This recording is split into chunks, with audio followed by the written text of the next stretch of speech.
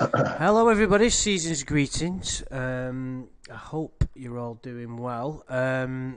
So, yeah, we're here in this. I thought it'd be quite fitting during this kind of holy time, if you will, to do the Holy Grail. It's something we've talked about for a while. We've just never got we've never got round to it. So, yeah, this is the pinnacle, isn't it, of Lornography, if you will. It's like, I think this footage has a bit of a special place in all our hearts. If you're listening to this, there's obviously you're obviously a Lorne enthusiast, whatever the fuck that means. But this footage is pretty special. When we had even just, I used to repeatedly watch the NBC segment over and over again. Like I just had this bizarre fascination with it. It just, I think it had everything that you like in To Catch a Predator was in that scene. Someone caught red-handed, the embarrassment, the emotion, the explicit nature, Chris grilling them. The cops got him. You just couldn't have scripted it any better. What do you guys reckon? The characters were right out of Central Casting too. Every one of these guys, they were awesome. We plucked them right out of society and put them on put them on blast. They're great. Couldn't have asked for a better set of Predators, in my view. Yeah, I've watched Lorne over and over again, his segment. And one of my favorite parts is how he has his legs up on the recliner the whole time. Yeah. And that he's in the most uncomfortable position a man could be in. But and his feet are crossed. Lounging. Yes.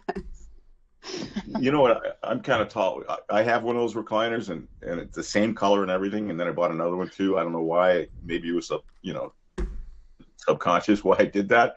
But when I put my feet over that thing, my feet like hang out like a foot over the recliner thing. And it's so funny to just see him all tucked up in there. It's like perfect. Little short guy. It's funny. But the short guy's over there. It's funny how, like, the whole time his life is falling apart, his feet just stay there as well, which I think is quite funny. It's like he looks so chilled out.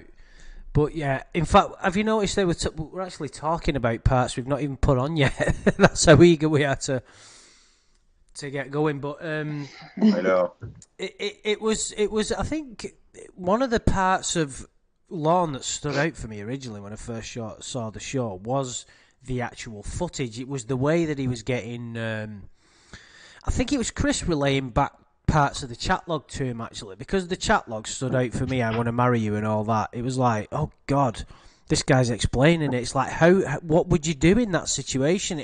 You can't as a guy, you can't imagine anything more embarrassing, and yet here you are. He's on national TV, and here's some fucking people 13 years later or whatever it is going on YouTube and talking about it still. That just shows you what kind of what this kind of exposure has done to him. We should say that we accelerated the analysis of this quite a bit. We were planning on doing this after we finished the chat log. Yeah, which is never going to happen, is it? So it's never going to happen. So I think we got to shoehorn it in somewhere. Yeah, and it's good to see so many people in the chat already. I'm still waiting for Shin's manhole, though. I've not seen them around in a while. I'm getting a bit worried. Have you kind of shut them up, Shin, with some kind of Italian gangster threat I'll or go down something? And find her. I'll track down the manhole and find her. Make sure you do. Yeah. So, Tiffany, you've not spoke much about this footage. Did it like stand out for you when you first saw it? A little bit, in the sense that you're hearing his accent, and obviously that's different from everyone else who was there, and the Boston cap. And so, of course, when his hat falls off, that's my favorite. But yeah, I do remember watching it, and I've seen it many times. And of course, just like you mentioned before, it's something that everyone here has seen many, many times, has quoted many times. Just the hey girl, from the very beginning to the very end. And I think we remember too, Shaman's reaction to it is so funny because, as soon as he sees that truck drive up, as soon as he hears that car door, he just starts freaking out. And I think, Shin, you said that your favorite is when you see his car pulling up. Oh yeah. Well, the world changed after that. It did. Yeah. If it wasn't for him, if he didn't pull up, and all he kept thinking is, keep coming, keep coming, keep coming. And he did. Everybody thinks that he was apprehensive about coming because he pulled up the street a little bit and then he stopped and he put his cab light on and he was reading something. I think he was lost, trying to find the exact place. Plus, they didn't have GPS at that point, so he would have just had directions. Right. And right. I think too, he was making sure there were no cars around, and he was kind of scoping it out. So he wasn't just going to pull into the driveway. Kayla was supposed to be out there waiting for him, so he was probably looking for that. Yeah. I agree. He was so excited. He was very excited. But that grainy footage is one of my favorite parts because once that was shot, he's entered our lives, and the world was never going to be the same again. Yeah. Right. Well, we might as well get going. Could you guys just monitor the chat due to the kind of way I've got this set up to try and avoid any of my usual technical mishaps? I can't monitor the chat at the same time that I'm watching the footage. So, guys, we just keep an eye on it if that's possible. Copy that. And let me know if there's any issues or any issues with the sound or anything like that. So, without further ado, let's get going, shall we? Oh, I have to do a quick disclaimer, which is I've just emphasised why I'm going to do that disclaimer with this quick pause. If you're one of them people that gets annoyed with pausing every 5 seconds, I suggest you just watch something else right now because it's really going to piss you off. Because we're just going to be pausing it literally every 2 seconds and discussing it. So don't start fucking whinging is the point I'm getting at. Here he comes. Here he comes. You hear the dinging of the car door. There's some footage which isn't this bit that I've managed to download where you can sort of hear Kayla, not Kayla, but Casey Merle saying, "Oh, there he is. He's going to come and he's going to come back." I think it's when he's circling, isn't it? It's what you talked about just then. Oh, come through that door. Come on. How are you? I am always afraid of you. You. Good. How was your drive? Terrible. Do you know what, like... What the fuck? Was that joke? That the point when... Because you just look at, like, he struts in, as we all kind of know, but I'm just kind of wondering, even at that point, there's no part of him that seems to be offset by the fact that she looks nothing like the girls in the picture. Like, even at this point. Yeah, I was just thinking that. Look alike either, so. But she looks totally different. At least the pictures were both blonde girls. They were all pictures of little blonde girls. Yeah, but they look nothing like Kate. He'll look at that. Look at his. Notice that he never makes eye contact with her when she's facing him. It's only till she turns around that he checks out her ass or something.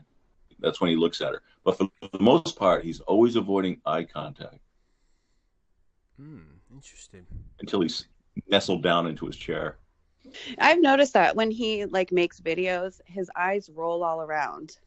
They don't instead of looking at the camera, when he speaks, his eyes are all over the place like a chameleon. Do you know what I attributed that to? That he's always lying and that he can't look somebody straight in the eyes and because he can't tell the truth. In this instance, it's insecurity, though. Yeah, he's not. We know he's not a very. He's not very good with communication, is he? Like, look where he's looking right now, and she's asking him a question, and then it's supposed to be a little interaction. He's not even looking at her when he's talking to her. You know, I think he's really, I don't want to say insecure again, but you know, he's just hoping that she likes what she sees. Because it's a strange, like, because it is something worth discussing, because he's in a situation where he knows it could land him in trouble. We know he's done this kind of thing before, not on this scale, or if you want to say, not kind of like this, visiting somebody's house. The Molly situation, I think, was different, but, you know, he's been planning this for a month. We don't, you know, he could be taking us somewhere else. But yeah, he seems to be more concerned with the house, and he's looking round. That's the impression look where I am, which is, of course, is normal. If you're entering into a strange environment, you're going to be checking out your surroundings. But he seems to be more focused on where he is rather than her, maybe. So Guy's made a good point. I think part of his shyness, and I think that's part of it, and of course some curiosity, like you said, Andrew, just looking around. He's probably thinking she's much hotter than he had hoped for. And that kind of threw him off, I think. I mean, and it also did away with, you know, what are the inconsistencies here? She doesn't have blonde hair. It doesn't matter. She's hot. I think he wasn't expecting that level of confidence from her either. The Kayla on the phone is very shy and timid and quiet. And he walks in, and Casey is, you know, loud and speaking clearly and smiling and, hey, come on in. I just don't think he was expecting that at all.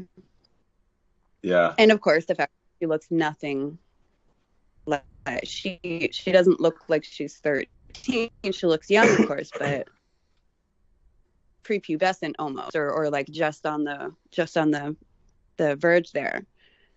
But Casey is clearly older and more confident.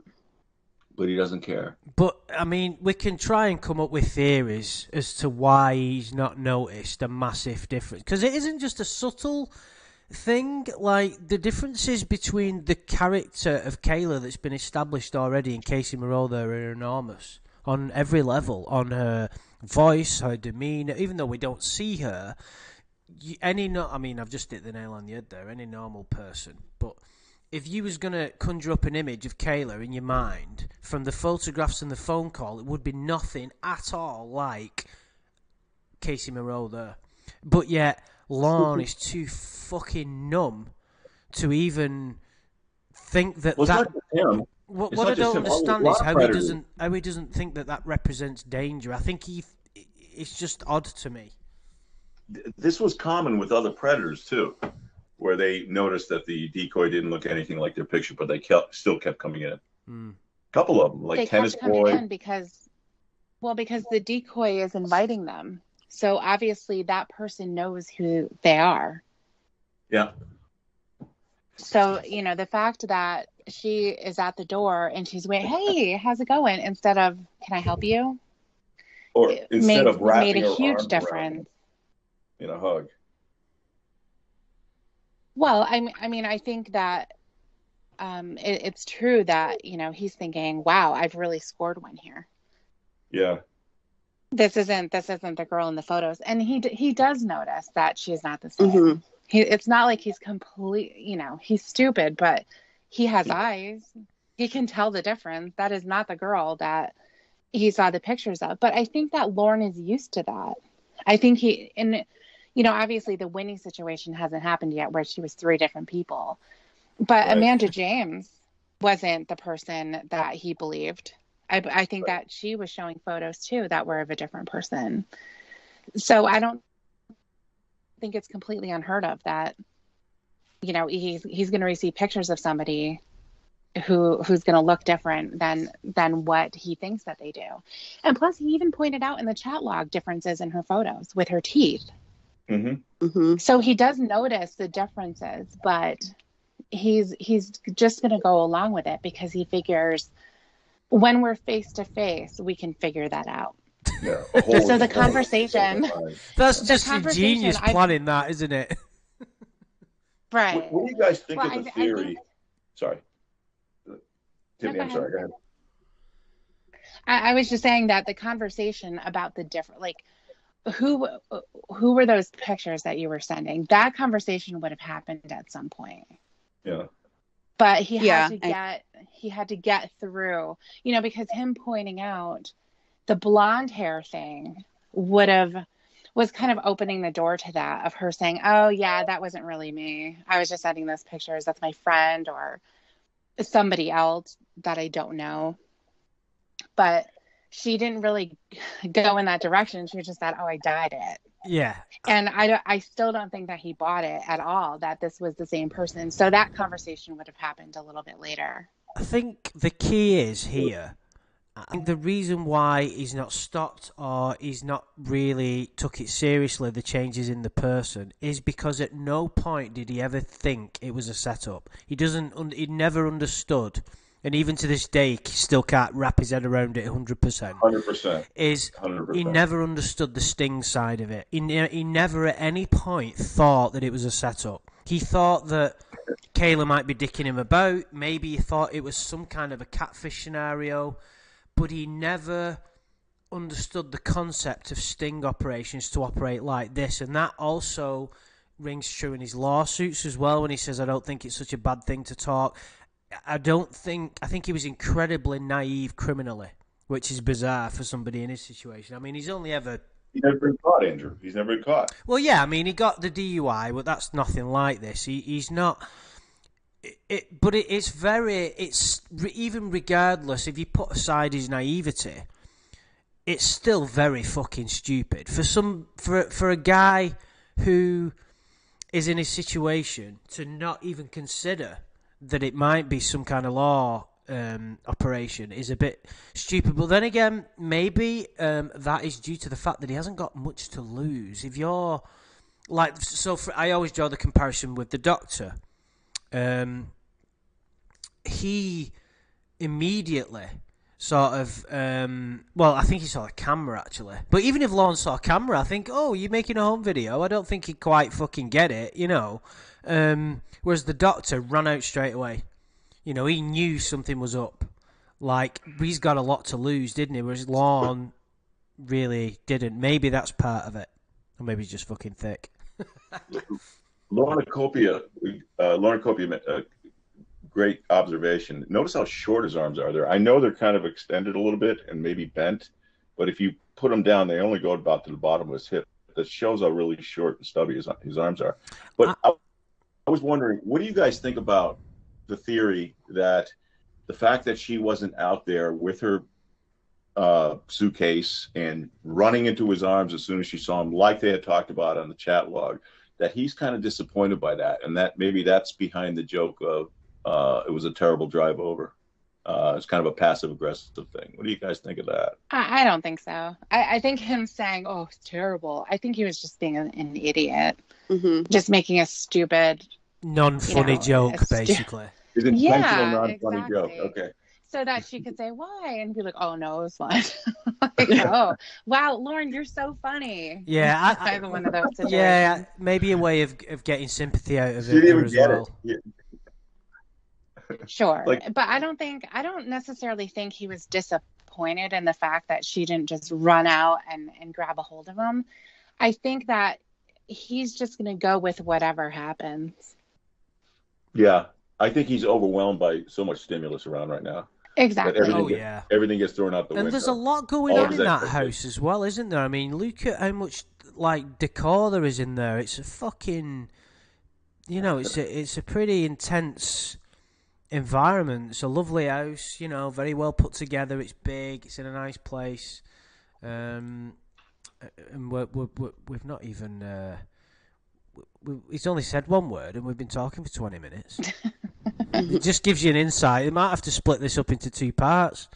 I sort of picked up on the fact that he's not very trim. Even though he's kind of medium build, I would say, maybe. He's not very trim. He kind of looks a bit of a mess to me, and he's dressed like I don't like the way he's dressed. Not that I'm the fucking fashion police or anything, but I'm just thinking, God, put a bit of effort into your date, dude. Do you guys not think? Picture him walking into the house with the hat on. That'd be even funnier. Oh, that would be He great. didn't have to dress up though. He didn't care. No, He wasn't there to. I know. I just thought that even though he's up to no good, wouldn't he want to look good? Or maybe he's just kind of given up on that. Well, he thinks he looks good. First of all, if he's trying to make himself appear younger, he has the hat, number one, and then he has the casual, the shorts, because we know what he wanted to have happen if they got out to the truck. And I think too, he's just like, oh, I'm just showing up. It's no big deal. He wasn't showing up for a date because in his mind, he has total control of this relationship. Yep. So he's everything that he does is going to be okay. So he doesn't have to impress her. She's going to be impressed because of who he is. And like I said, he's already shown all of his warts in his life to her. So he's got nothing to worry about. He's got, in terms of having disclosed something that's going to turn her off. If he would have turned her off, it would have happened in the chat log. And that's what he always does. He throws it all out at you. And then when you're confronted with it and you react in a certain way, what are you talking about? I told you this stuff. Yeah.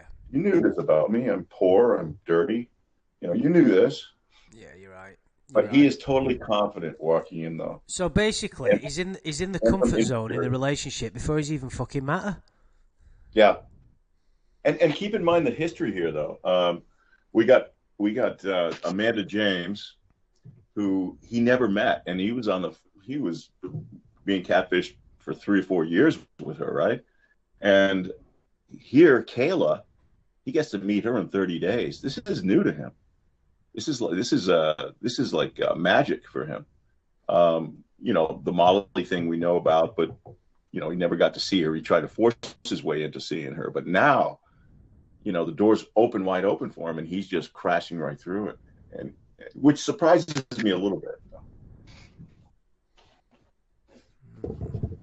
Really? How come? No, she was already. Oh. Well, look, we got these new chairs. You have to sit down. I have to sit down? Yeah, look. It's a massage chair. God, It vibrates when Something just kind of hit me then when he there was no. Do you think Lorne just bypassed her and didn't? Because a lot of predators go, I just want a hug. Do you think he's not confident enough? Do you think that she's imposed her will on him and said, oh, you look at the chair, so he goes straight to the chair because he's easily led? Look at his fucking legs there. Look at him straddle. Look at him. It's like getting on a horse. It's a good place to pause it, actually. He's like a right idiot. Look at him and all the situation. He's really. Why doesn't he just push the thing down and then sit in it like a normal chair? I mean, maybe he thinks that's the way it's supposed to be. I think he's nervous, and he's just gonna do whatever she says. And I do think he didn't have the confidence to go in for a hug and disobey her. She said, "Sit down," so he sat. Yeah, that's what he climbed. Right? Yeah. I agree with that. Again, there's no eye contact up until he sits down.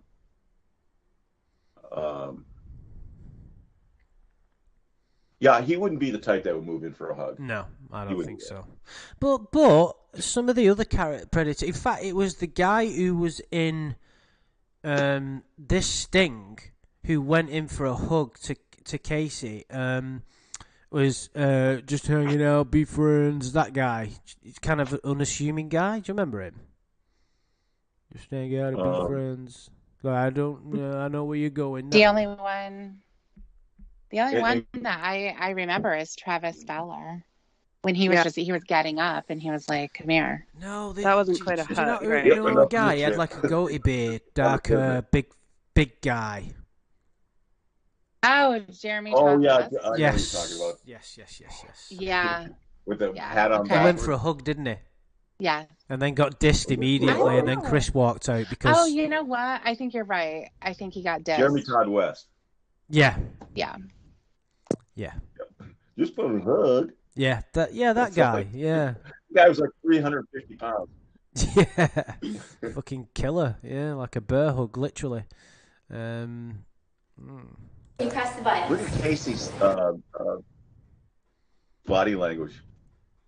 She's like getting ready to flee. but he's going to sit down. That, by the way, that's ingenious. By the way, the way they get that Hasek is up already to kind of immobilize him momentarily if he makes a move like Lurch did. That's pretty good. Yeah, it's pretty good. Look, oh my god. He doesn't. Yeah, flip. What's that? I said he looked like he's on a pony, like he was riding a pony. Yeah. Saddle up.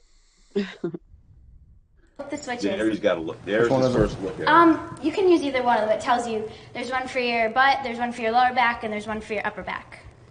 I just felt my butt. I think. There we go. You can pretty much tell a difference when you press Holy, on. yep, that's my That butt. feels so good, right? I thought you had blonde He uses his hair. butt twice. He's trying to get into bullshit.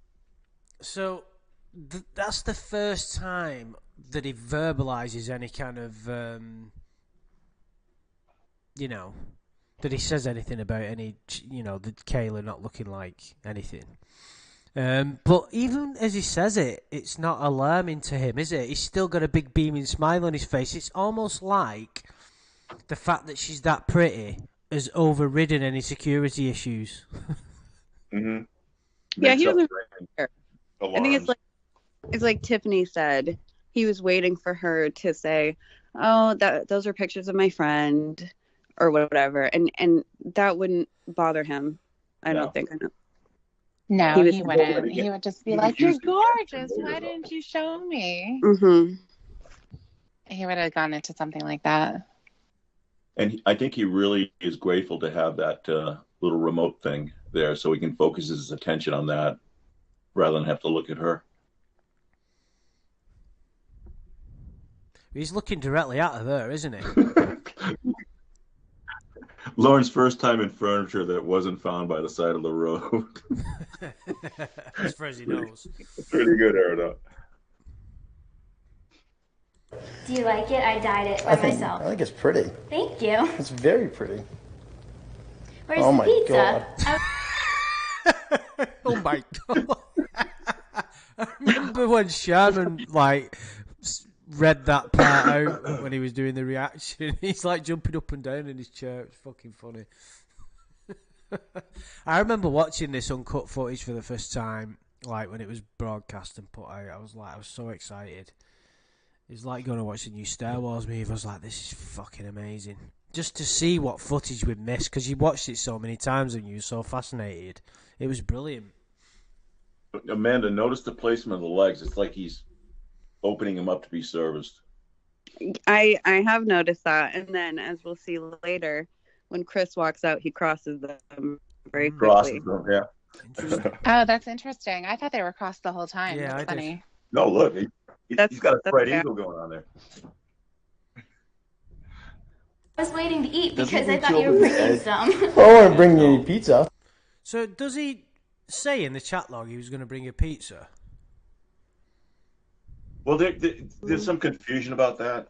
They talked about it. It was pulled away from her sometimes, especially if she couldn't get him up in the morning to go to work. There'd be no pizza, no bracelet. So I think it was kind of confusing. It depends where you pinpointed in the chat log, but it's great that they called him on it anyway. I'm just wondering whether Casey was kind of assuming that he was going to bring her something, some kind of food, because that's what they do.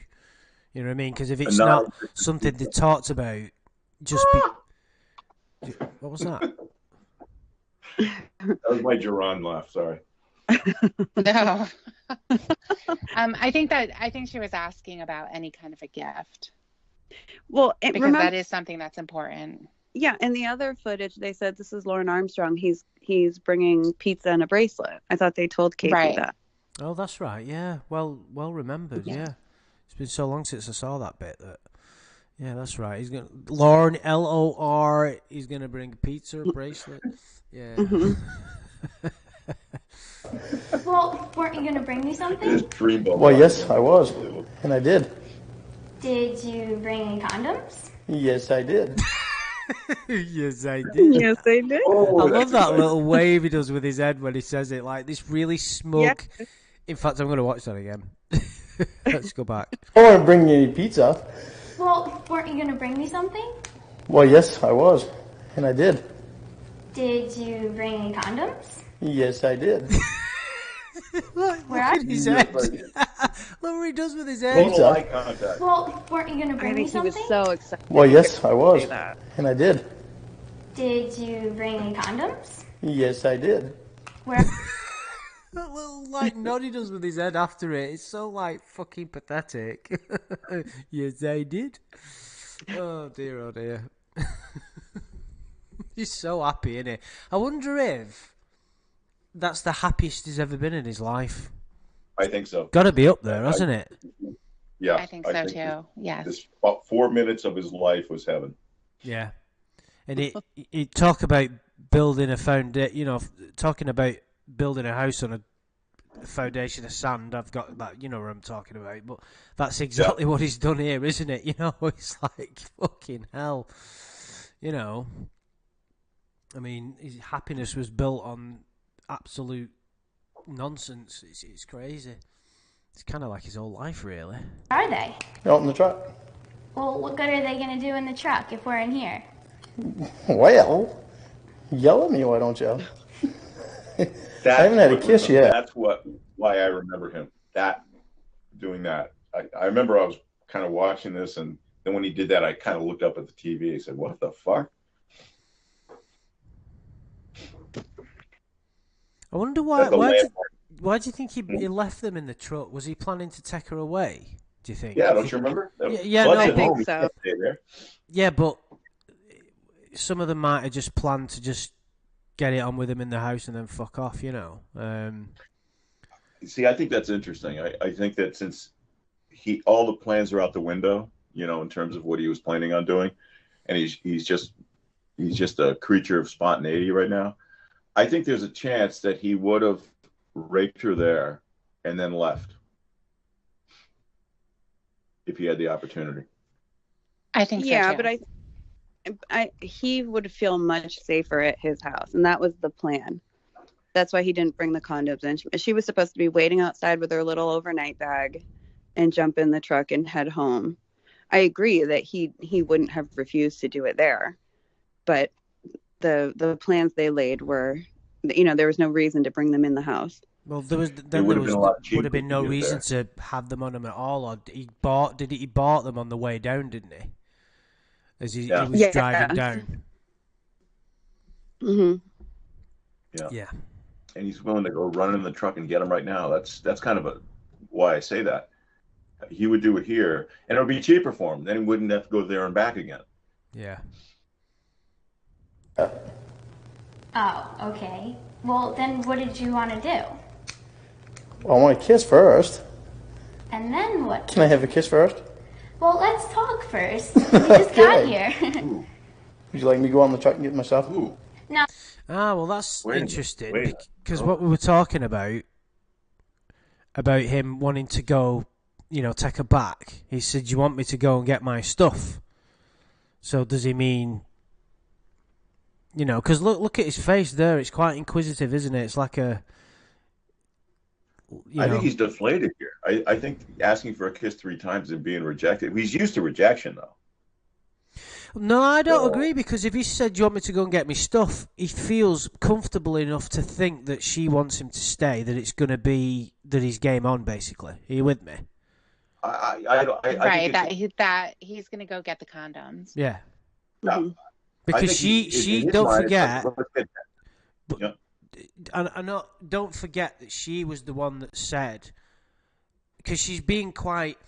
If that was a real person, you'd be like, Lorne will be thinking in his head, "Fucking hell, she wants to get it on with me now. I'm in here." Ready to go. Yeah. Well, that's what I'm saying. He's willing to bypass the kiss, and then he's going to take it even further and say, "Okay, let's get right to fucking then. Want me to go get my rubber?" That's what I think. He wanted to give her bracelet too, and that could open the door for a kiss. Yeah. He gives her a gift, and then she can reciprocate with a kiss. That would get the ball rolling. Yeah. Yeah. That's all right. Or No. It's a reminder of her enthusiasm to why don't you have the rubbers with you here? What he's going to bring her back to that point right after he got rejected for the kiss. He's thinking, this girl's hardcore. Here we go. Yeah, exactly, yeah. You know what I want you thinking right now? The present I gave you? Well, what is it? Well, I can't tell you. That wouldn't be much of a present if I told you. You mean surprise, Lorne, not present. Yeah. Well, you can go get it in a little bit. He or already something, told okay? her. Yeah, it wouldn't be much of a present if I told you. You just did, so it's not Not much of a present. anyway. Yeah. Okay. All right. Goofy laugh. Was that a sweet technically? Let's have a listen. I gave you? Well, what is it? Not only are we pausing it every 5 seconds just to piss people off really bad, I'm also replaying the same clip over and over. Well, I can't tell you. That wouldn't be much of a present if I told you. Well, you can go get it in a little bit or something, okay? Okay. All right. It's definitely, yeah. Is that a squeak, Tiffany? Was that sweet? Was that a squeak? Oh, it's Sweet. sweet for sure. Yeah. Yeah. Okay. I think that's more like a country laugh or something. Like, Look at his face. Look how happy he is. I know. Oh my god. It's like his whole world's going to be fucking blown apart in about 20 seconds. I love that moment. Oh, don't jump the gun, Amanda James. There'll be plenty of time to satisfy your bloodlust very shortly. Okay. Are you nervous? A little bit. A little bit, not as bad as you thought you would be. Wonder why, why do you think he asks her if she's nervous? I think Because she hasn't given him a kiss. He doesn't really know what to say. He's nervous too. Yeah, he's definitely nervous. a lot of the Predators did that. Like Coco did that a lot. He wanted to be in control and have this shy, timid, very nervous little girl. Not too nervous that she wouldn't go through with it, of course. Yeah, he wanted that. Definitely. Yeah, I do. I agree with that too. Does she? Yeah, look at how she's sitting. Mm-hmm. She's just kind of lounging there. Yeah. He should have just been honest and say, I'm a little nervous. And then she Right, does definitely she look nervous? Not really. She looks comfortable and she looks totally in control at this point, doesn't she? Like not nervous at all, but yet he answers the question for her, which is quite remarkable. And then he comes back with that really fast word salad and in a strange way of phrasing things. Go ahead, play it. Not as bad, but I still am. Yeah, we'll go. Well, you can go get it in a little bit or something, okay? Okay. All right. Are you nervous? A little bit. A little bit, not as bad as you thought you would be. Not as bad, but I still am kind of nervous. I'd rather. He's lick his lips then. Yeah. I'm just kind of wondering, if she was talking and she's coming across confident, whether he finds that attractive and that's where that came from. I think he's almost like a Komodo dragon sizing up his prey. I don't want to compare Lorne to a he can have Komodo dry dragon. mouth too. At the Yeah, bottom it right, could be because he's nervous. Go ahead. Sorry. But look at the bottom right photo.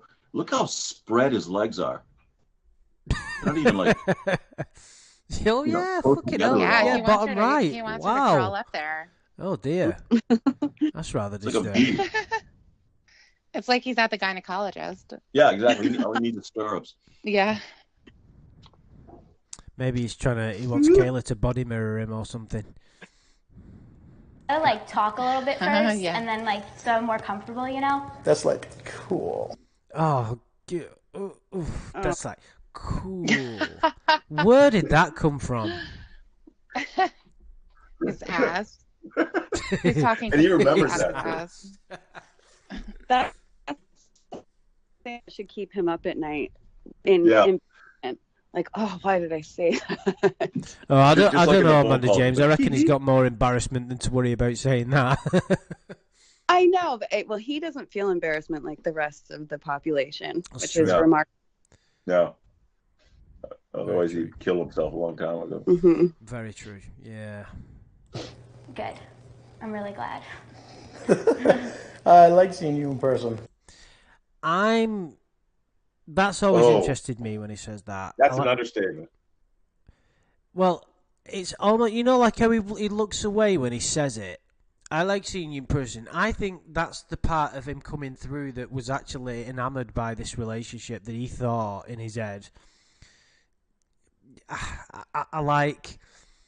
He's like happy to be there, not just for everything he wants to do, but that sort of closeness that he thought he was getting out of it. It's like a little bit of affection. I like seeing you in person. Like finally, you're not just somebody on the internet anymore. It's become a reality. And that what never I mean? happens. I It know. never happened Yeah. before. The irony, it's so amazing. It's like, that's what I mean about, the guy, he's built the castle in the sand, hasn't he? The foundation's going to crumble at any minute because there's nothing real here. His whole life is just a fake charade of nonsense. It's remarkable. It's still up until this day. But I genuinely get, in his world at that point, I think he was so happy to be there for a number of reasons, and I think when that starts to disappear, when Chris is in front of him, you start to realise that even more. Well, of course, everything crashes down then. But I think he's looking at her going, "This is better than I ever expected." Potentially. Look at his grin there. He's not wait till all my friends. Wait till I tell all my friends this isn't a fake thing. We've seen each other. She's hot. That's what I think. But why do you think he's not acting the way he did in his chat log and his phone calls? Did we already kind of cover that? The insecurity, meeting in person, but it's interesting. It's completely different. I mean, it's the same way that people act differently on the internet. That's not unheard of. It shows he's a coward. That's what it shows. Yeah, I mean, saying it in front of her could absolutely, if he just went right in, he's going to get rejected. So he's going to kind of allow her. He's going to, even though he's socially awkward and all of that, but he's going to try to pick up on cues from her. He's not going to make the first move, even though he asked for a kiss.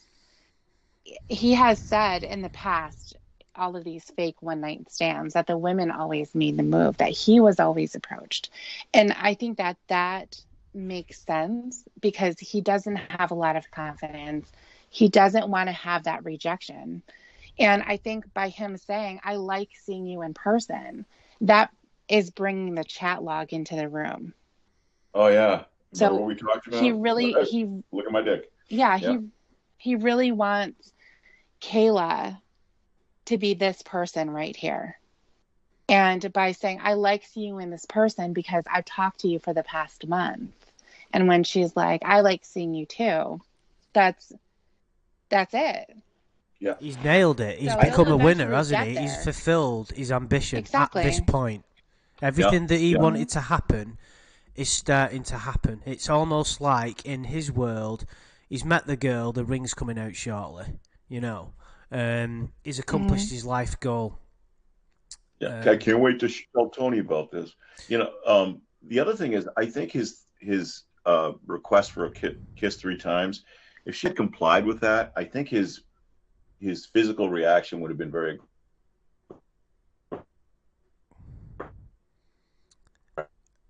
aggressive when she reached him.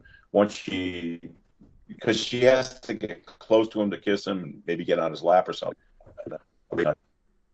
Well, I think that as soon as she had any kind of physical contact, an open door.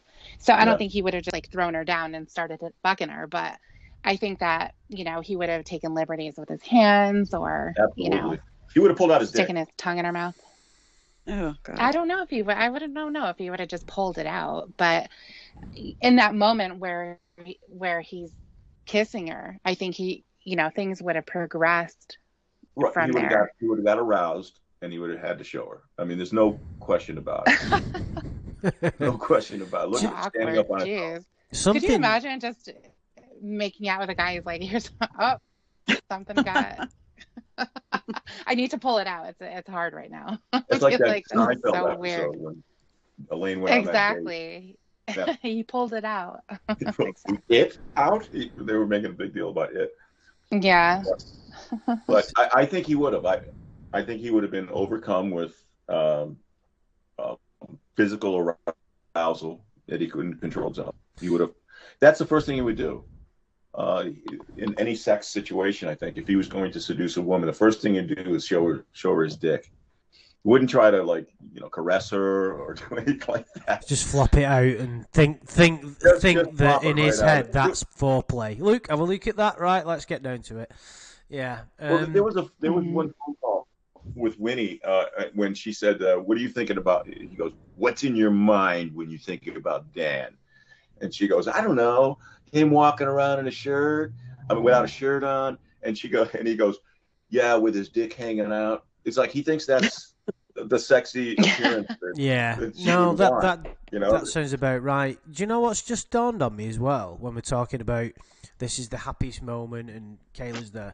Lorne, in 10 years or whatever, is going to be led to believe that Casey, who you see here, is going to want to be in a relationship with him. Like, a fucking mental. So he's never able to let go. I'll never be able to fully comprehend that. That's just remarkable. But obviously at this point, it's not become a reality to him. And yes, Edamame, he would have prematurely ejaculated for sure. There's no question. Oh, sorry about that. I like seeing you too. Good. So This is getting hot. How come? Oh, because press the red button. It's like heater too. You gonna have a seat too? See, I love you, Lord. He's a little bit of. I don't know whether confidence is the right word, but the fact that he wants Kayla to get closer. I mean, Luke, they're not that far away. They're pretty close. Like, there's only a couple of feet. Yeah, look at it. His stubby legs are in the way, though. You know, she can't take that seat. He probably tried to play footsie with her or toe fuck her. Oh my god. But sorry. Oh, there he crossed his feet. There, he didn't do it when Chris Hansen came out. Oh damn it. I think he did it. No, I think he did it because that was another rejection on her part. Not getting close, not sitting down. I mean, I think he's starting to close down a little bit. So he's playing the long game now. Okay, I'll close these legs up.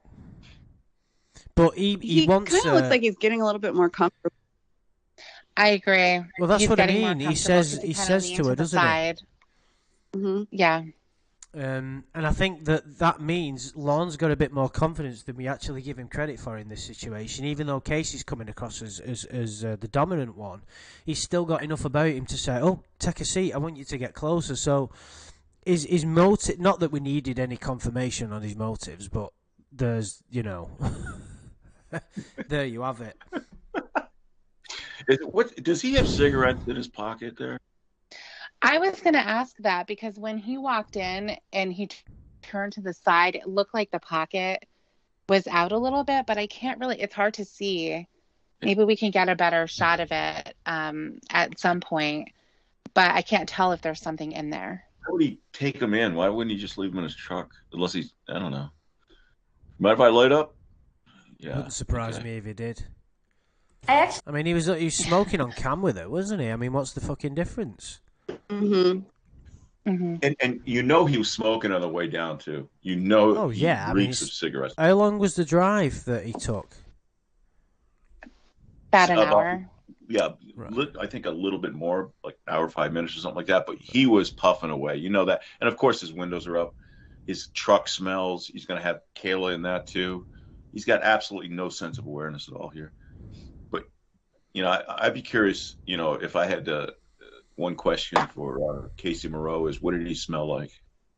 Hopefully she didn't know what he smelled like. I like to sit on the edge of chairs. Do you? Yeah. Oh, Chris comes out sooner than I actually anticipated. I wasn't quite prepared for that then. Isn't that... No. Sorry. Did you make the same face as Lorne when he saw me there?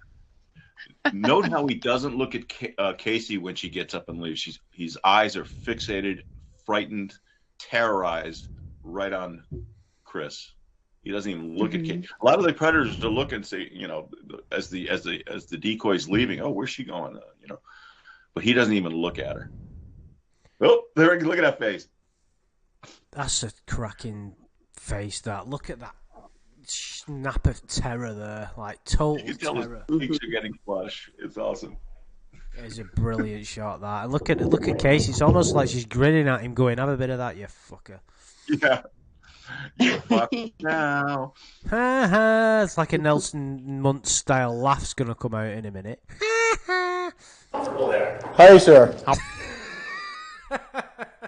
Hi, sir.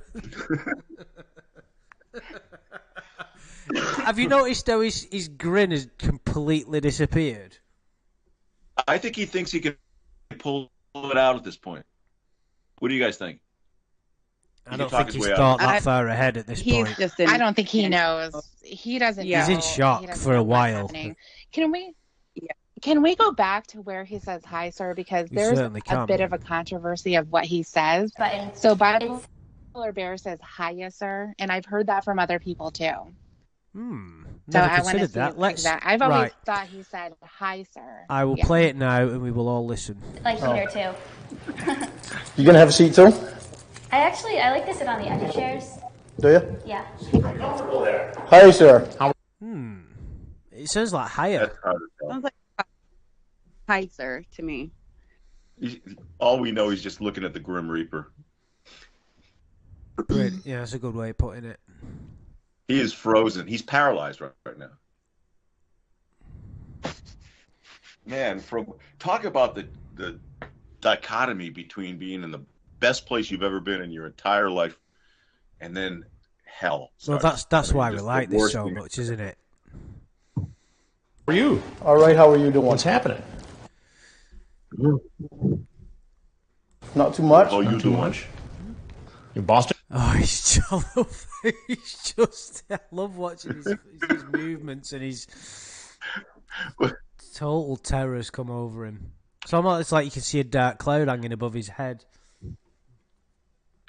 Just for background, I don't know if you know this, Andrew, but the Red Sox were actually playing, at this point, they were playing in the World Series. They actually won it, and they won it on a streak. They just won 4 straight on this one. And I think, I'm not sure if this is, but they were playing this very night, and they won. They won a pretty close game, and he's wearing a Red Sox cap. And he doesn't even acknowledge that his team or the cap he's wearing is in the World Series tonight. You know, that would have been interesting small talk. But he wouldn't have even known, would he? Because he admits he's not even into it. He didn't have a TV. Good point. And fan? Yeah, actually, I don't even watch baseball. Oh. I think he might have been a little put at ease by that question because Chris is kind of smiling, just wants to engage in normal conversation. Oh, actually, I don't watch baseball. Oh, we're just going to talk about baseball. I might get off the hook. Yeah. But it's a Boston Could he be thinking, I can't wait for this guy to leave so I can be with her again at this point? Or does he think he's fucked? I don't think he's thought anything at this point. I think he's in shock. I don't think there's any thoughts going through his head at this point. Apart Interesting from how he kind of easy pickings. It's interesting how he tries to kind of play innocent here, like, oh, nothing much. How you doing? I don't even watch baseball. Some of the guys, when Chris walked out, they were like, oh fuck, I'm done. Like Walter Babs, he's like, shoot me now, just kill me, just execute me. But Lorne thought they suspected. They all knew. On with it, where it goes. They all knew that there was a potential of a sting operation or some kind of police involvement. Lorne never. I think as we go further along, the cogs start to turn. But because he never suspected it, I think he thinks immediately. I don't think he knows. In my opinion. I think father. Right. I think he thinks it's definitely the doctor at this point. That's what I was going to ask. Yeah, but again, it isn't until he starts to come around and he starts flashing the chat log that he realizes. Yeah, well, we'll get. Yeah, I agree. It's a Boston cab, yeah. So what are you up to tonight? Not a whole lot. Not a whole lot? No. Well, I'll tell you, for the last several days, you've been up to a lot. His heart rate was. You're a pretty prolific chatter there. He's consistently shaking his head, isn't he? As Chris starts to sit down and he starts brandishing the phone book, if you want to call it that, he's continually doing little shakes of his head to signify no, as like, oh shit. It's at this point now he's really starting to know that this is a really fucking bad situation, like really bad. He doesn't know what's going on, but he knows it's not good. Look how he tucks his chin into his chest like he's trying to hide. Yeah, why wouldn't you? But as we said, everything... He can't even swallow at this point.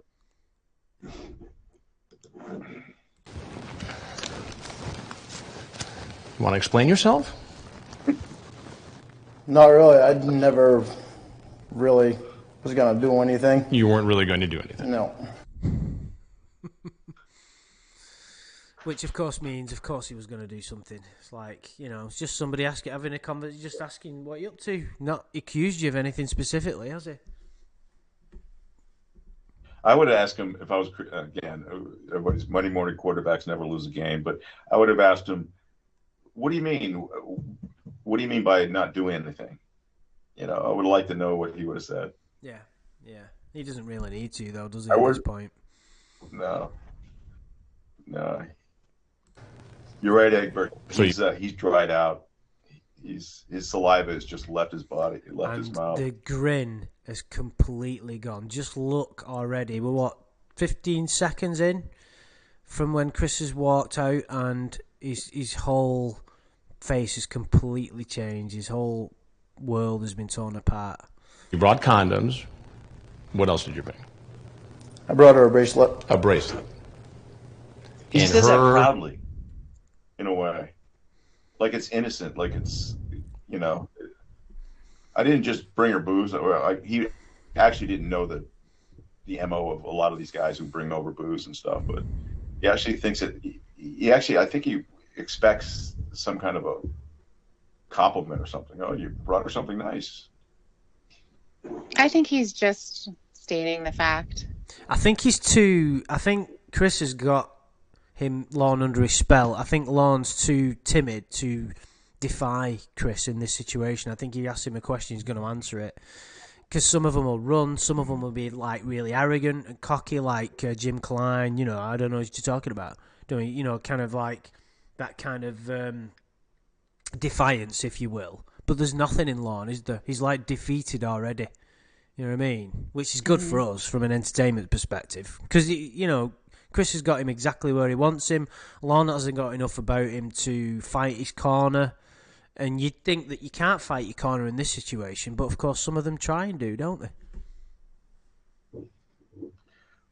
I shake. We don't know where the bracelet was in police custody, and in his a lot of his motions he referred to it as, excuse my language, crap. So I don't think he would have collected that. That probably ended up in the incinerator somewhere. But I did get Andrew the exact same bracelet when he visited. Yes, and I still got that. And you also got me another gift as well, didn't you? The pleasure pack. Yeah. Yes. With the receipt from Walmart as well. I gave that to you as soon as I picked you up at the airport. Oh, brilliant. I've still got a picture of that from on my phone from when you got it. I'll have to stick it in the photos when we do like a photo. I got to say, it was pretty hard to find that cheap of a bracelet, even in Walmart. Well, I had to have somebody help me. They kept giving me things like $7.99. No, that's too expensive. What? At least I need something at $4.99. There's a photograph of when I'm in your office and we're having a chat, and you can see the bracelet. Oh, not the bracelet. What is it? It's some Kayla-related object. Right in the corner of the photograph, it looks like a tiara. Is it or something? Oh, that was. I don't think that was related. Oh, right, okay. Because someone was asking me what that was once, and I thought it was Kayla-related for some reason. They were like, "What's that in that photograph there?" You're showing someone your photos, and yeah. Oh, we had the shaker weight. Yeah, that's it. Yeah, that's right. Yeah, like doing a parody video of not a very well-known YouTube video. It's quite funny. But the point is, it's really hard to find that cheap of a bracelet in Walmart. They had go into their drawers and stuff. Lorne did it quite well, easily. But Did they? They had to look at their inventory. They're like, oh, where's the real I shit? had a picture of the bracelet. I showed them. I couldn't get the box and everything. But I said it. They're like, why is this picture so grainy? You're like, oh, this is from a sting. Exactly. Does anybody think it's interesting that he purchased a whole box of condoms? Well, you know my theory on that. That he wasn't. Yeah, inexperience. Fumbling around trying to put it on. Oh, I lost it again. I was trying. No, I think it's just easier purchase. Erectile dysfunction. Versus going into like a, I mean. Oh, you mean like but they sell smaller packages versus how many were in there?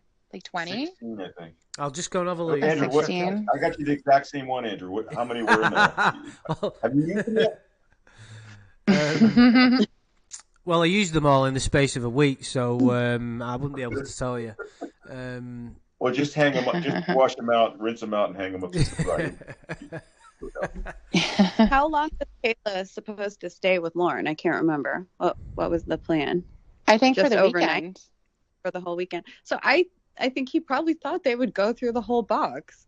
Yeah, you're probably right. What do you want to skin up in for? It's quite it's funny, but it's also disturbing. That's the case of his eyes are too big. It's very disturbing. Did you say that Shin's manhole has turned up? Yeah. Welcome, Shin's manhole. It's a pleasure. My world makes sense now. This is great. Good. Just as Lorne's does right here. And she is how old? She's supposed to be 13. Oh, I've never noticed that. That little pause and the wink there, like a kind of moment of contemplation. I think that's another nail in his coffin there. She's asking him how old. It's starting to sink in exactly what's happening here. Obviously, he knows it's not good, but when she asks him, and she's how old, and then he pauses. Just watch it again. I'm just going to annoy everybody and go back. I brought her a bracelet. A bracelet. And she is how old? She's supposed to be 13. See it? Like a slow wink. Yeah. He breathed in and out.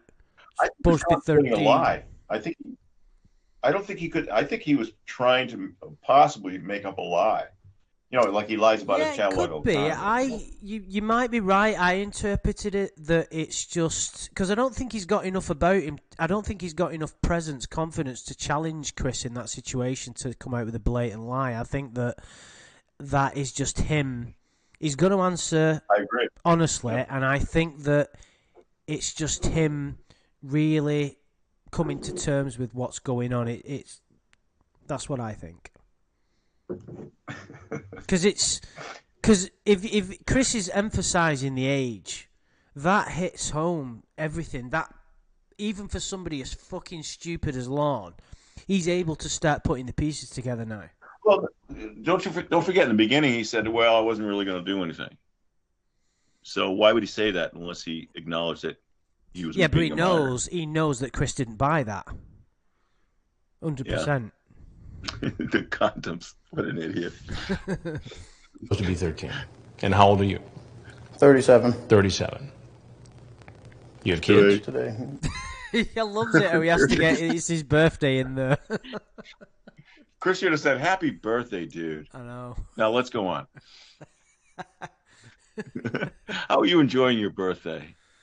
But isn't it so poetic that he thought that was the happiest he's ever been in his life? It was his birthday, and it turned into his worst birthday, the worst day of his life. Like, it's just so poetic.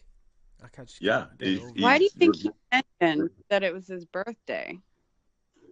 Do you think he did that to maybe get some slack here? You know, hey, it's my birthday. Don't do it to me on my birthday. I think it's part of Lorne's being to invoke sympathy in others, isn't it? To play the victim. I think it's just another way. He's starting to do that now, yeah. Yeah, I think it's just his character coming out. It's like, oh, I ran away. It's not my fault. It's my birthday.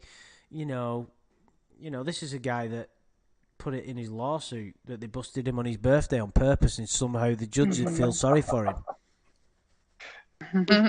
I don't know. I feel like when he said today, I mean, maybe it could have been for that purpose, but I feel like in this moment, Lorne is so confused. His mind is flying around as much as possible because no adult was ever supposed to be here. And now he's in a situation that he was not prepared for. And I feel like he's just stating a fact, like, I'm 37, but I was 36 yesterday type of a thing. Right. I just turned 37. So do you think he's trying to minimize his age by saying that? I only No, I think he's just stating a fact. I don't. 36. Yeah, I don't know. I feel like he's just stating facts. That's just what I think. Look at that brim of his hat is. I wonder how long he took to do that. No, unfortunately. Yeah, it's so 80s. What about the fact that he emphasises he's only got his children in a sort of, unfortunately, It's something that he's... It shows his real love awareness. Yeah. Not the time. That's another form of, I've always protected kids. I've always loved lack of awareness, because it certainly is the time to talk about how you want kids. Yeah. It's the worst time ever. It's the same. Well, you're probably gonna get mad. I'm kind of skipping ahead a little bit, but it's the same thing when he mentions the nieces. It's not the time, Lorne. Yeah. Right. I've got nieces though. That I think the world of. Yeah, you talk about your nieces in the chat here. Well, here's what's interesting about this, though, because he has nephews, too. True. Mm-hmm. He never talks about the nephews. Yeah. Well, even in his you mean in the letters chat from log, you prison, mean? he talk no.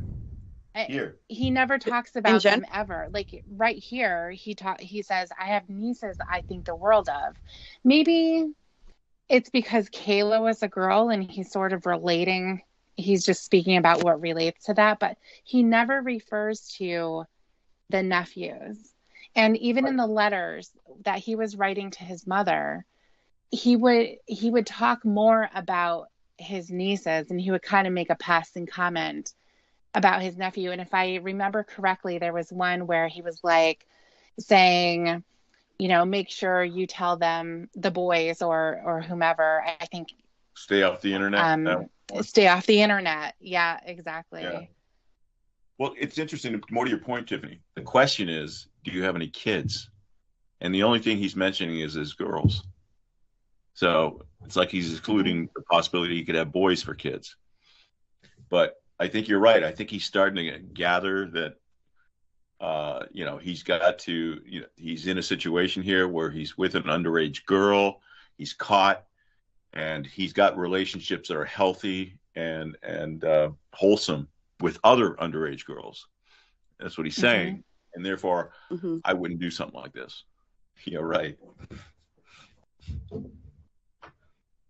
I always thought that it's just the comparison of, like you said, Tiffany, about him relating Kayla to the nieces. The nephews, just wouldn't quite have the same impact, I don't think. Plus, we've always theorised that he's had an unhealthy relationship with them nieces, which I think most people would probably say there's something there, unfortunately. But it goes beyond the scope of this video. About how you like to spoil the nieces and how you would like to spoil this 13-year-old girl like you spoil your nieces. Do you know what I find is funny about this bit? How he just agrees with Chris at this minute, like, oh, he's making me sound good here. I hope he doesn't bring up the fact that I'm going to... I quickly turned the niece spoiling thing into something sexual. Because it's like Chris is painting him in a good light at this point. And Lorne is just nodding and agreeing with him. like he's hoping he doesn't bring out the sinister part. Which I think is quite funny. It's like, oh, it's not going too bad, this bit. Yeah. Is this the way you spoil young women? That was the second line in the chat log, too. He went right to that. As soon as he found out that she was 13, No, if nobody will talk to you, I'll talk to you. I have nieces your age, or at least they used to be your age. You know, he goes on about that. That was so early on in the conversation. Well, yeah, I mean, they pick up the chat log. They're going to look at the first few lines in the first couple of pages, aren't they? And then they pick something out. And you're so blatant at the beginning of the chat log, you're going to mention it, aren't you? Unfortunately, Yeah. Chris didn't have time to go through the whole thing. I mean, just no way on earth. I mean, it's taken us, what, fucking 5 years? Now, what's your name? Oh, yeah. Here it comes. I'm in trouble now. This is what I was afraid of. Oh.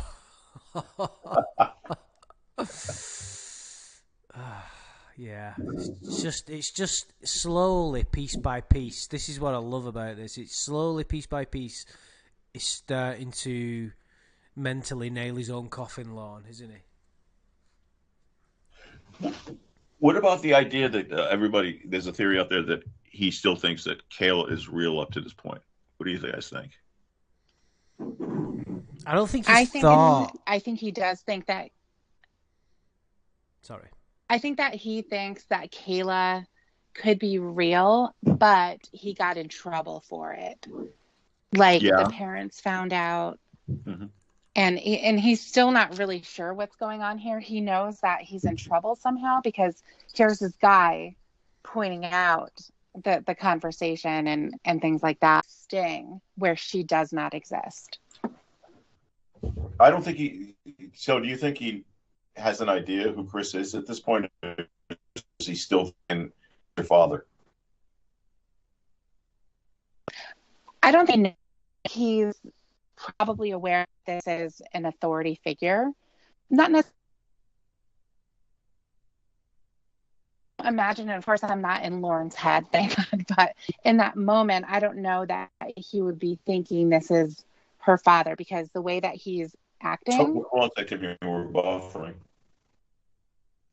Andrew, you there? Yeah, sorry, just sorting out a few technical issues. Oh, we were buffering there for a bit. I'm sorry, Tiffany. Go ahead. I'm sorry. I was just saying, I think that he's aware that this is an authority, but he doesn't know. So I'm thinking maybe he thinks that this is a detective. I don't think he thinks it's a father. Well, I like don't the know original, theory that he's just confused. He's just going with whatever's going on right now. All he knows is it's an adult male. It's an adult male, exactly. So he knows that there's a problem because an adult male was never supposed to see any of this. So this is what he was afraid of, that an adult male was going to see this. That's why that dumb bitch was supposed to delete her archives.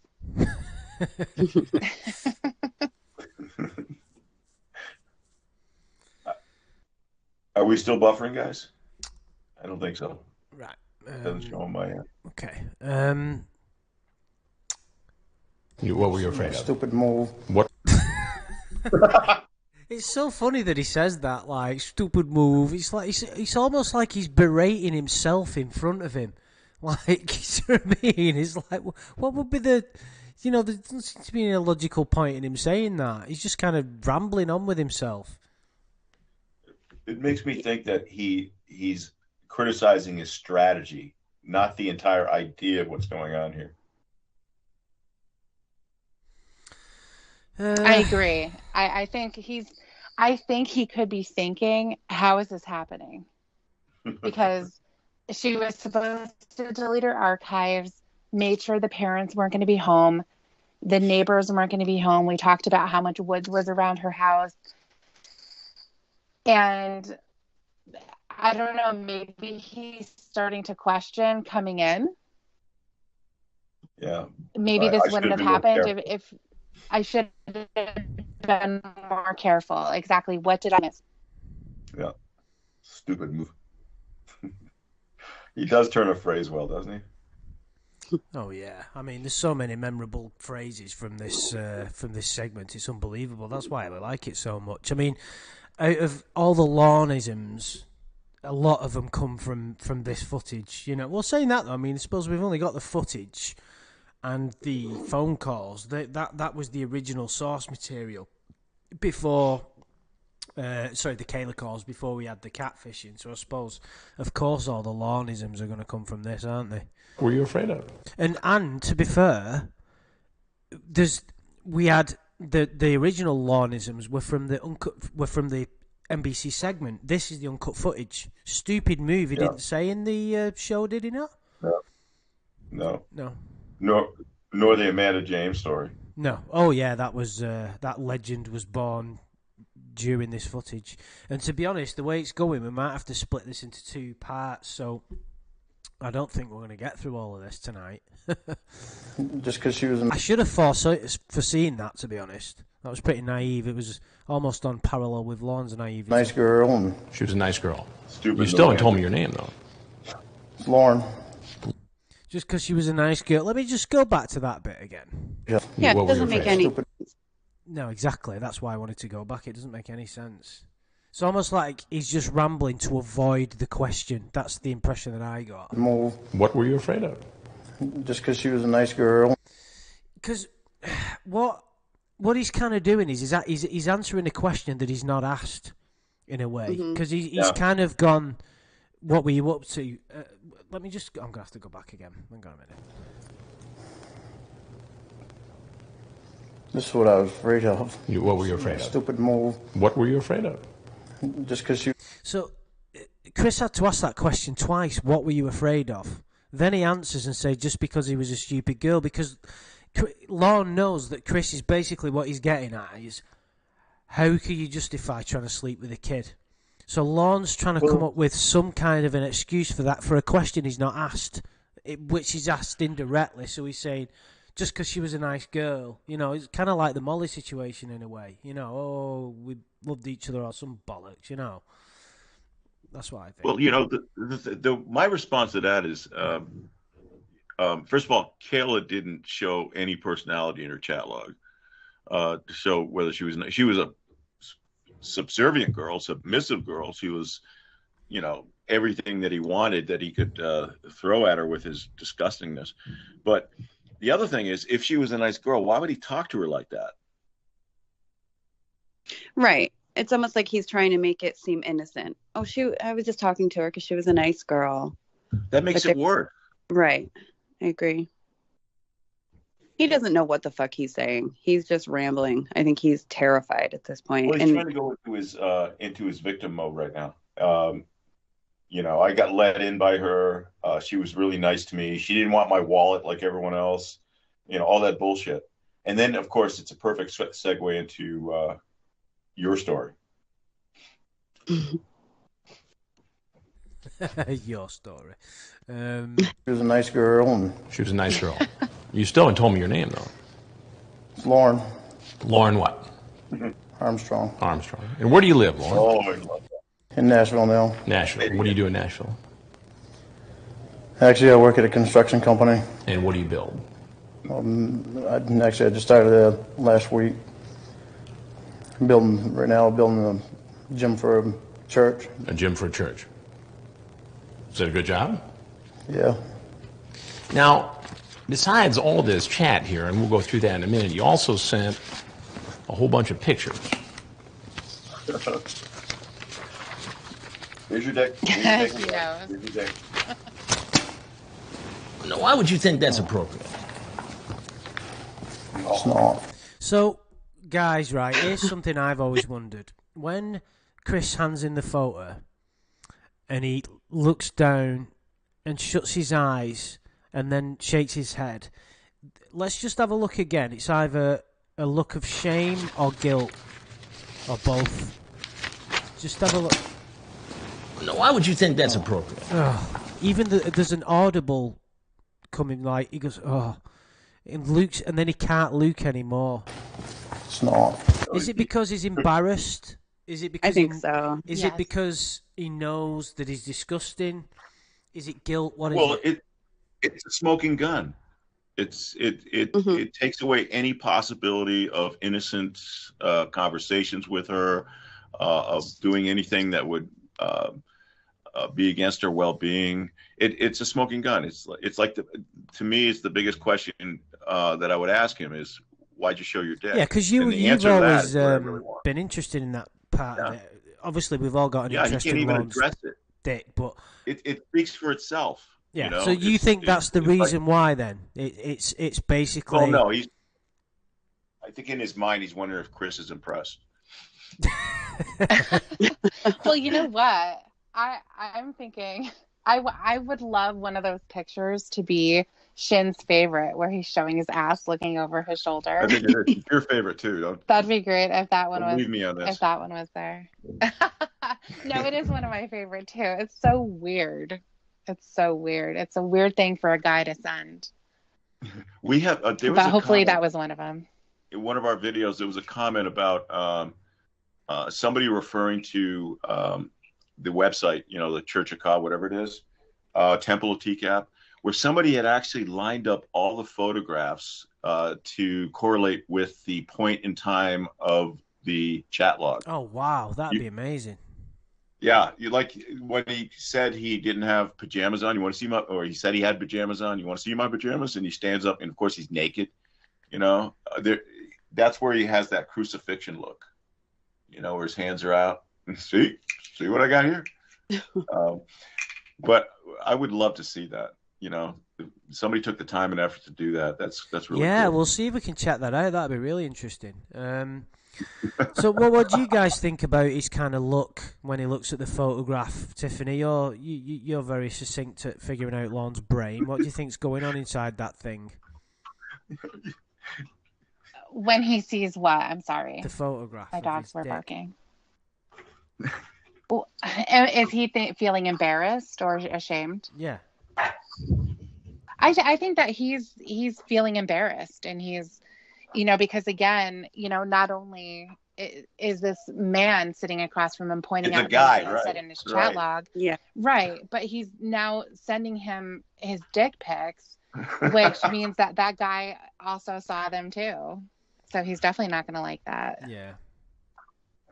All his excuses are out the window when he showed that. Well, you said that, but he comes out with one. I know. Well, no, he's he still never not giving up it. trying, has he?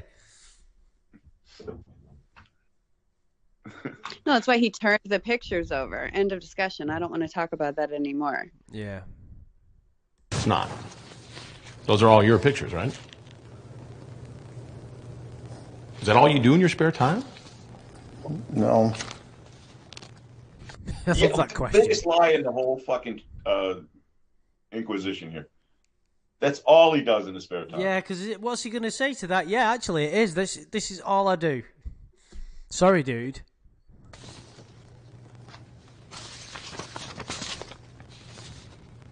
You ever get in trouble like this before? No, I've never done this before. You've never done it before? Bullshit again. Yeah. Have you ever met anybody in person who you first met online in a chat room? No. Tried. Well, that's not true either, is it? He tried. Yeah. Maybe. Well, it's kind of a truth, but not in the way that Chris wanted to know. He's like, we know he went to tried to meet Molly. First time. So what made you, all of a sudden, for the first time, get online, chat up a 13-year-old girl, and drive up from Nashville to meet her for sex? I didn't. Lauren, you send her naked photos, you have an explicit conversation, and you bring condoms. What does that add up to? I know. You see, that's an admission of guilt from Lorne, isn't it? Like, that's the closest one we've ever got. It is. It's the most honest one that we've ever got. Like, I know. Like, because he's not strong-willed enough to confront somebody like Chris and stand up to him. There's an admittance of guilt there. Because he's confronted with the truth and he's just not. He's just crumbled. I wish Chris would say, "Flip over those dick pics while we talk." I want you to look at I want you to look at your handiwork here.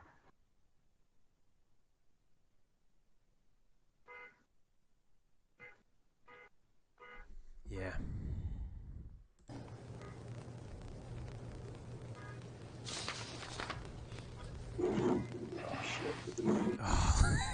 Oh, Luke. Oh dear, it's all starting to end.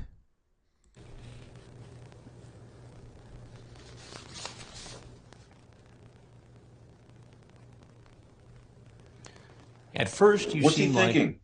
He's reflecting on something. What's he thinking? He knows what He Chris just wants is it to be reading. over. Yeah. I think he's thinking, how do I get the fuck out of here? Well, yeah. I mean, how's this going to end? You know, when is it going to end? I want this to be done. I want to go home, Yeah, see he's Mom. being tortured, isn't he? It's psychological torture what he's going through at the minute. I mean, he deserves it. He deserves to be put on the spot. But from his perspective, he's in hell. He's just built up this fictitious relationship in his mind that he didn't know was fictitious, and it's come crumbling down on him on the worst. When he said, "This is what I was afraid of," he was exactly right. This is the worst case scenario for Lorne Armstrong at this point. Mm-hmm. the Good Samaritan, the protector. Don't tell me your last name. Don't ever tell anyone from the internet your last name, okay? Okay, why? Because there are some real weirdos on here sometimes, and they might try to go looking for you. So don't ever tell them your last name, your address, your phone number, the town you live in, or the school you go to. You're one of those weirdos. You can't even object to that. Was that some kind of a ruse to gain her trust? No, it wasn't. No, it wasn't. What was it then? And what was it exactly? There was almost like a childlike strop said when he said that. No, it wasn't. You know, like a child being told off. Yes. Like does the that. Yeah. Let's have a No, listen. no, I'm Just not. listen to the way he says that. It's literally like a kid getting told off at playtime for throwing chewing gum in someone's hair or something. It wasn't me. You're one of those weirdos. His fingers must smell like cigarettes. Was that some kind of a ruse to gain her trust? No, it wasn't. Throughout this whole thing, he reminds me of like a little kid in the principal's office Yeah. No, it wasn't. with his chin tucked in. Yes, no, I don't know. And now he gets to start his whataboutism with the Amanda James story. Well, do you know what? I think I'm gonna have to. I think we should leave that until part 2 because we're running at an hour and a half, and I don't want to do a 3-hour-long video, and I don't want to rush it. I want to give this the respect it deserves, which is a full. Yeah, we got to savor this. Yeah, that's what I mean. We'll lead up right to the Amanda James bit, and then we'll cut it off. It wasn't. So how did it go from, hey, be careful, don't give anybody your last name, to, hi, here's some naked pictures of myself, and I'm coming over with condoms? Boom! Look at Chris's It's face. encapsulated perfectly. That's a fantastic point to. I don't know. To sort of pause for half time, I think. I wasn't. I didn't think that how long it'd take. It was a bit silly of me, really. But I don't want to rush it or anything, and I know there's been a lot of people listening, so why not? You can look towards part 2. In fact, it's going to be a while, potentially, but we'll figure it out. And we're going to do the outside footage too, right? Oh yeah. Okay. Definitely. That's Tiffany's favorite part. The outside footage. Oh my God, I love it. Yeah, when his hat falls off. I know, it's so symbolic, isn't it? It's just It is. everything about this is like symbolic. The poetry, you know, the birthday and the hat falling off, and you know, it's so amazing. It's just one of them things about the Lorne saga that's so encapsulating. And The variety pack of condoms. That is just priceless. I don't think any Yeah, predator variety brought pack. over as many condoms, right? I mean, he's got the record for the amount of condoms. I don't know that any others really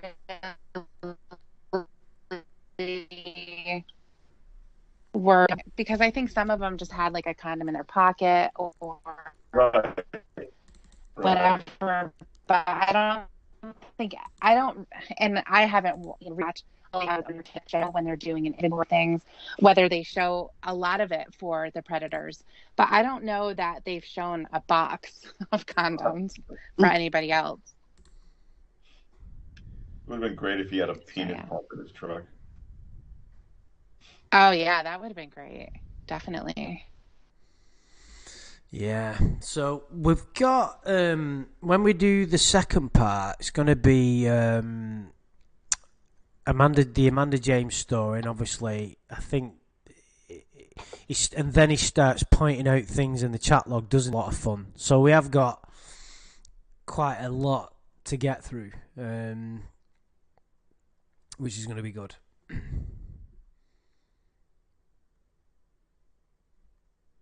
And we will finish it. Well, yeah. I mean, unlike that fucking catalog. Well, yeah. Well, this is like 20 minutes of material. Yeah, I know. The chat log is what? How many? Did we work out roughly how many kind of hours of content that actually was? Well, we got 22 videos on it. An average of 2 hours each, say. Holy shit. Well, what I kind of and we're only on day 5. In real time, so it's spread over a month. Probably a third of that month would have been sleeping. Another third would have been Lorne pissing around, and then the other third would have been them two talking. So that's a lot of hours, isn't it? Basically, that's a lot. That chat log represents a lot of time. That Lorne spent talking to Kayla, so of course that's like so much to get through, isn't it? Like all he does in his spare time. Yeah. But it's like I said, I didn't want to rush it, so it makes more sense to do the second part. And I think there's been a few. I think the connection's not been too smooth. I apologise, guys. It's kind of a work in progress to get through it properly. It's like I'm having an outright war with my internet provider to get this sorted. So I have to try and use my cell phone data or nick next doors or something. It's been a right pain in the ass. Plus, as well, I'm still COVID related as well. So, Isaiah's in the chat. Andrew's still out. Yeah. Who? Isaiah. Hey, Kat. Oh, Isaiah.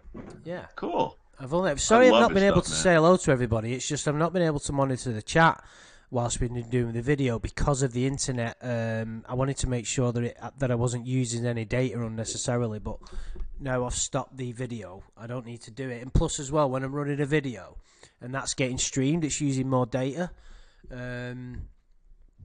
But I'm hoping next time we do it, it's all sorted. So. Yeah, guys, I hope you've enjoyed it. I apologise if you thought we were going to get through the whole thing, but I think it's kind of nice to split it into two, doesn't it? It gives you something to look forward to, and we can take as much time as we want. Do you think, guys? Sounds good to me. Yeah, I think so. And we can fit. I'm excited. Maybe we could even fit the uncut. I'll tell you what I'll do. I'll have the outside footage waiting in the background.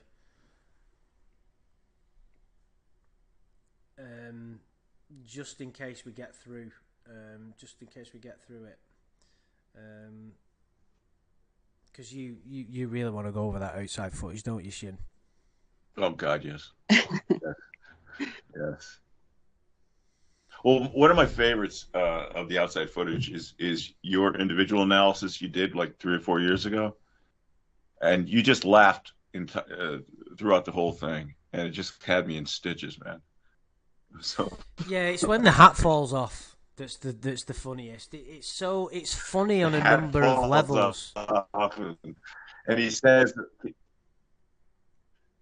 and he actually asks if he can cover his face for him. So we'll catch that. Yeah, definitely. Right, we're gonna have to leave it there. Thanks for sticking with us, guys. Apologies for all the outages, but at least least the stream stayed on anyway. It's kind of an achievement for me just to get it not cut off, basically.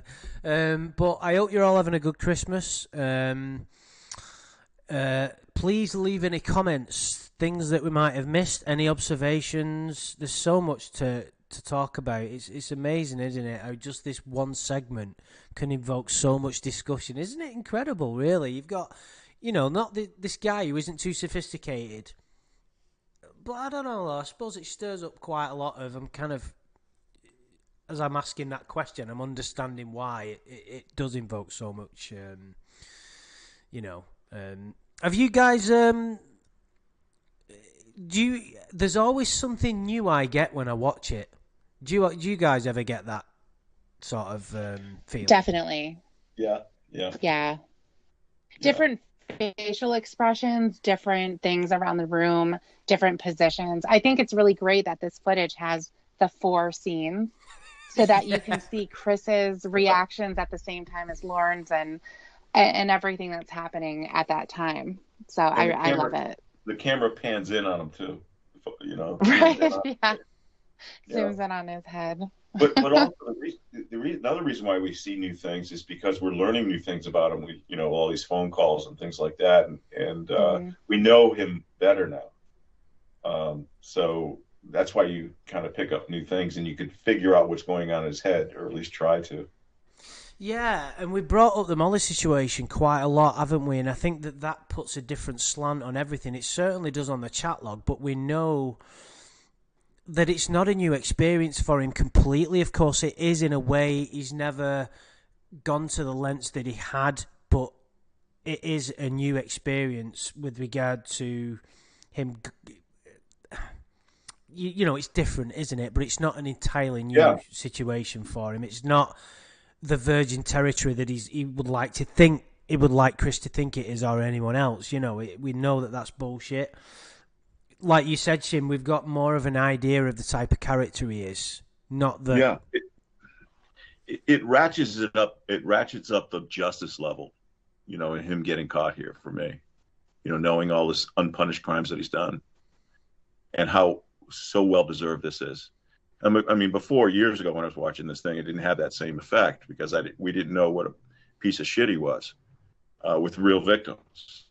But now we do, and he's finally getting caught. That's the big thing. Yeah. He's got away with this all through these years, and now he's finally getting his comeuppance.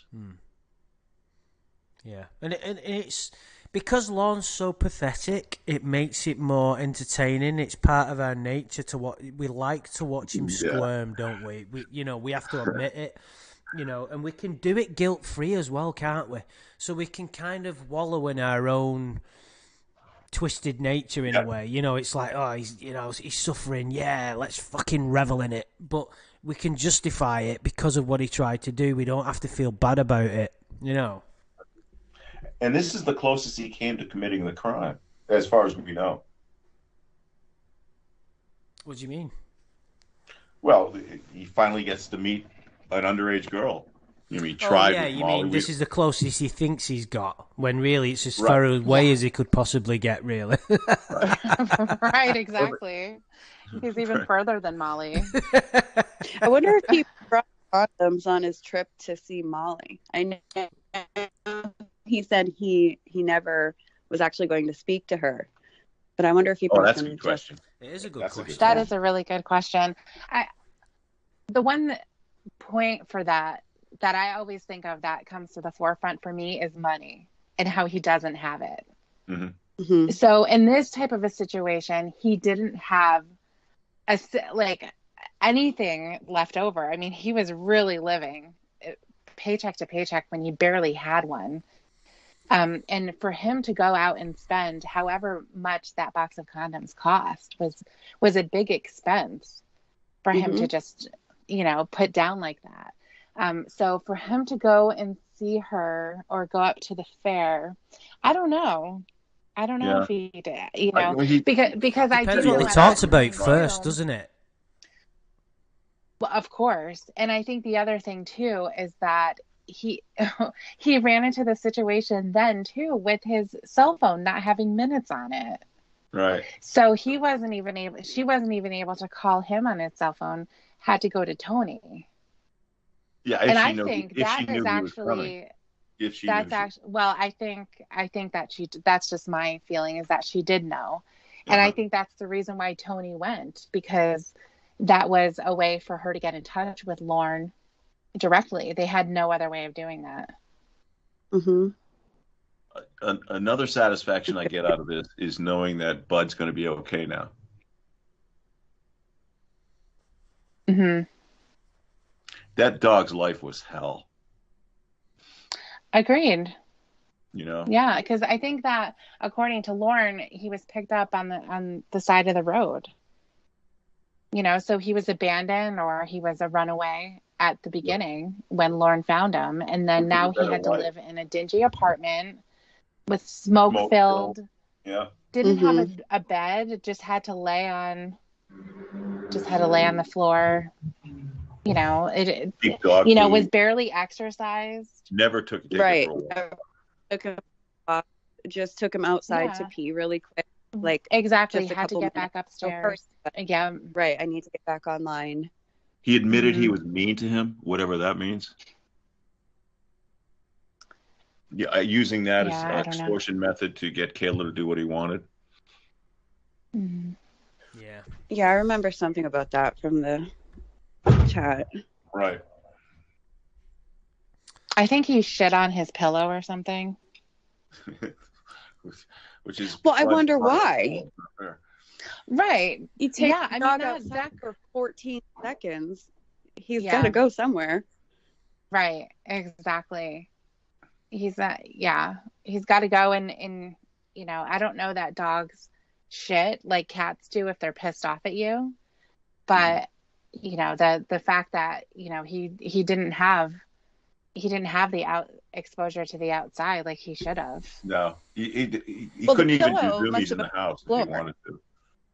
Because he didn't have a bed, so the pillow was just on the floor. So it's not surprising at all that Bud would. I know. That's my spot on the floor. Get the fuck out of here. It's not like he climbed up on the bed. The other satisfying thing is to know that Betty got to see this. Mm-hmm. Oh, it's so poetic. It's so poetic. NWA Skeptic has said, in all fairness, Bud's bed was just as good as Lorne's. Oh, sure, of course, absolutely. It's quite funny. So there's just so many good things that came out of this. You know, the world changed on that night. Yeah. Right. So, we've got quite a lot to go through next time. I don't know when we're going to get a chance to do it, but that will definitely be our next video. So thanks, guys, for joining us. I hope you're having a good Christmas. Like I said in the comments, if you're watching it back or whatever, just leave anything out, any observations that you've got. Like we said, there's so much to go off. And thank you to my great friends here for joining me. It's an absolute pleasure to have you mull over this great footage. I hope you've all enjoyed it. So, guys, we'll talk to you next time. And don't forget to celebrate Christmas.